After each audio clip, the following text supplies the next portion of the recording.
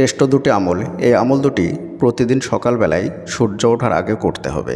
প্রতিদিন সকালবেলায় ফজরের নামাজের পরে এই আমল দুটি করে তারপরে ঘর থেকে বের হবেন।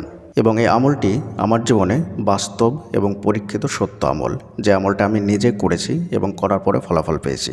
আলহামদুলিল্লাহ, এই আমলটা করার পরে আমার সব ধরনের দোয়া কবুল হয়। কোনোটা একটু আগে কবুল হয়, কোনোটা একটু পরে কবুল হয়। আর এই আমলটি আল্লাহ তাআলা কোরআনের মধ্যে উল্লেখ করেছেন আমলের জগতে সর্বশ্রেষ্ঠ আমল। যাদের দোয়া কবুল হচ্ছে না তারা এই আমল দুটি করে দেখুন, ইনশাআল্লাহ 100% আপনার দোয়া কবুল হবে। শুধু দোয়াই কবুল হবে না, আপনার জীবনে যত ধরনের সমস্যা আছে সমস্ত সমস্যা ইনশাআল্লাহ দূর হয়ে যাবে। আজকের এই ভিডিওটি অনেক গুরুত্বপূর্ণ ভিডিওটি শেষ পর্যন্ত স্কিপ না করে শুনবেন। প্রত্যেককে বলছি, যাদের দোয়া কবুল হচ্ছে না বা যারা দোয়া করতে চান বা দোয়া কবুল করাতে চান তাদের অবশ্যই এই দুটি আমল জেনে রাখা দরকার। এই আমল দুটি জেনে রাখলে দোয়ার জগতে আর কোনো আমল জানার দরকার নেই ইনশাআল্লাহ। এই আমল দুটি করতে